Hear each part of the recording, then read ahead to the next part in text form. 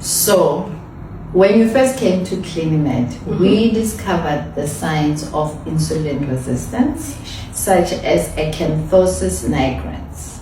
How did you finding out about the medical aspect of your obesity, or rather insulin resistant, make you think about your journey and the reasons why you wanted to do this so bad? How did that change as you went? Firstly, let me be honest. Before I stepped foot at Clinimed, I knew nothing about insulin resistance. With that being said, I've always been someone that has battled with hyperpigmentation growing up all of my life. I had a conversation with Dr. Masega about this, where my mom actually caught me with detergent trying to clean my neck, because the whole time I thought it was dirt. You know, it's so sad trying to scrub off something that can't come off. That is not even your fault. That is not even my fault. You get what I'm saying? And only now, 7 months later, to fully understand that it was actually part of the symptoms showing my insulin resistance and actually being borderline type 2 diabetic, which we've reversed now successfully. I'm confident in even wearing my clothes. I don't have to hide behind everything, because my neck was literally my main insecurity. I would get dressed and look beautiful, but I used to hide my neck behind hair or behind clothing, because it really does something to you as a person. You know, your body and your face being in the same shape, but then your neck is completely dark. And you know how nasty people are? They would point it out like, well, when's the Gandoni? And you know, amongst us, it would be like, oh, I didn't say it, dark. But it was never the case. And now only I understand that it was actually part of the insulin resistance exactly that you had. Exactly. And what other symptoms did you say you experienced pertaining to that, apart from the darkness of your neck? Were there any other things that you had that is kind of disappearing, that you're like, oh, I no longer have this, I used to struggle with this? I know for me, I used to have a lot of joint pains. Like I was stiff in the morning, and I was like, okay, you know, I'm in my 40s and I'm like, oh, maybe I'm in that age. Is this what our parents were talking about? And you know, it's those little things that literally just disappear, and you're like, I'm no longer stiff. I'm no longer short of breath when I go up the stairs. Do you know, climbing up the stairs? Wow. I look forward to climbing up the stairs. Things like tying my shoelaces, I look forward to tying my shoelaces. You know, I can even reach my back when I wash. I could never reach my upper back. That was something that I used to dream of. So, you know, being just able to do normal things, what the next person would deem normal. And you would only understand these things once you actually the fat girl. You know, even now, there's so much subliminal, I will call it bullying, when it comes to being fat. Because even like when you're traveling with friends, oh no, you can go in the front seat. Ish. That's like a young blow reminding you that, oh, you're the fat ones. Like, we're gonna sit comfortably in the back, but now you need to sit in the front, because. And how it becomes your identity. It does. It does. And somewhere, yes, it bothers you, but there are instances where you need to normalize it and make it like it's not a big deal, you know. And plus, also being the fat girl, it's like always the jokes. You always need to be funny, and it's like always you just need to laugh things off. And I'll tell you one thing, Doc. I'm not where I want to be weight-wise, right? But compared to what I used to be, a big difference. I'm just saying, right? But the point that I want to get to is that the treatment that I'm getting now, compared to the treatment that I used to receive when I was 120 kilograms, 85 kg Tina is totally different. What do you mean by that? Even compliments, even people just being nice. Are these people that knew you before? With strangers and people that knew me before. Okay. It's like there's just this. You just get treated much nicer. Don't you think it's also because of how you feel about yourself? How your confidence is just full on, Mm-hmm. and you are just in your space where you feel that, you know what, I'm feeling myself more than anything. That could definitely also be part of it. But I also feel like with what I was stating with the subliminal messages or tones, because automatically when you obese, you associated with being lazy. You are associated with being dirty. You are like all of the negative things that, or negative connotations that you can think of. That's what you're associated with when you're obese, without you even saying anything, without the person not even getting to know you or seeing what type of individual that you are. It's just something that's unsaid that happens.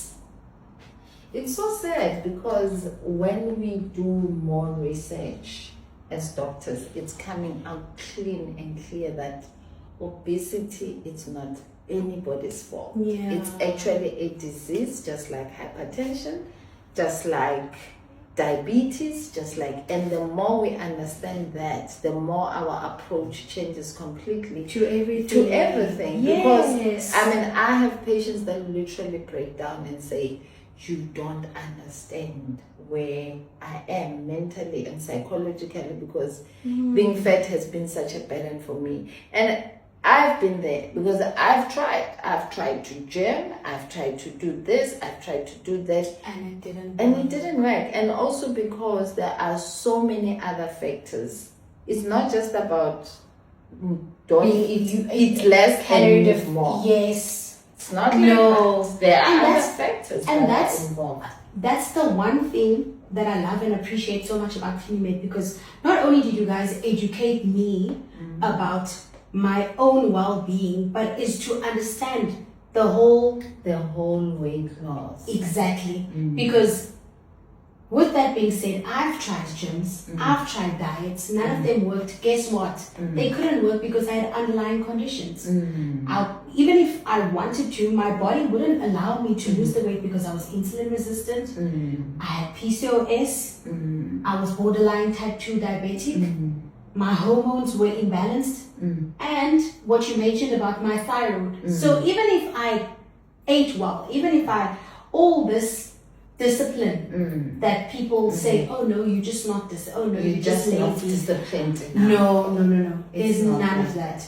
And I'm so glad that in the time and age that we are living in, we understanding it more, that it's actually a medical condition, because it literally means that your body's not working in its full form. Capacity. Hence, you need medication to assist you. But with also that being said, I know this is a mouthful. Medication needs assistance as well. You can't just come have a jab and then still go eat junk. That is something that I wanted us to delve into. Yes. Because a lot of people out there, they think, no. People who go on jabs, they just jab and they live their life. They eat whatever they want, they're lazy, they can just jab and go on with their life. What are the things that we have mentioned here in FeMed that, one thing I like about many of our patients, and once they lose weight, it's just that spirit of you feeling like yourself and wanting to be active. Yes. Because that's something that we encourage from day one. Yes. To say that, this is something that you need to make it a part of your life. So how, looking at yourself now and looking at yourself back then, how would you say you are working out more, or how? I definitely am. So with having a jab, the jab definitely works. We're not going to run around that. But you need to ensure that your muscle is also increasing. So personally, I used to walk, and walking did it for me. I was doing 10K steps a day, and then with the weight loss, I saw that it doesn't necessarily build your muscle so that you can get into a shape that you want to be when you lose the weight. And that's when I joined Pilates, right? So this is not just a weight loss program. I want us maybe to drive away from that, just to say, or rephrase and say that it's a lifestyle change. Because now me eating healthy, me being active has become a part of my lifestyle. It's something that is normal. To me, like when I wake up in the morning, it doesn't make sense that I just sit in bed and not do anything. Like it has become a norm. And on that note, this brings on the point to say, if one is on a program that does not have structure, you will lose the weight. Yes. And losing the weight is not just about losing weight. There's body composition that comes in. That's where we look at your muscle, we look at your fat, we look at your water. I learned that the hard way. Remember how I used to be like, oh, but why isn't the scale moving? And you'd be like, listen, your muscle is heavier than the fat. When you gain muscle, the scale won't always move. And that's when I was able to restructure my thoughts regarding the scale. And you know, I think where we are now, we've been there before. Yes. It's just that somehow we are starting to forget. Remember? Yes, we definitely have. We definitely have been there. It's not just about scale victories. Yes, it's about the small. There's non-scale victories that come with losing the weight that make you feel so liberal. Without the numbers. Yes, we love the numbers. I'm not going to lie, we definitely love the numbers. I definitely agree with you. But going into the shop and being able to just take a size without going to the fitting room and having it fit on, you know, it's amazing. That's definitely a victory amazing. for me. It's a definite victory. I always say to patients that, remember, you don't wear the scale. Yes, you do. You wear your centimeters. And that's why I get inboxes every day. Please give us your old clothes. Please give. And I'm like, no. Because my testimony becomes even stronger when I appear wearing the same dress but 35 kgs lighter. Then you actually see the difference. So I'm not in a rush to give away my clothes or to sell my clothes or whatsoever, because it gives me another chance. Excitement. Yes. To dress in that clothes and be like, Exactly. oh, check how Look big at this this. is. Look at this. It's so loose. It You used know? to be so tight. Exactly. Yeah. No, I definitely agree. Okay, let's move on to the next question.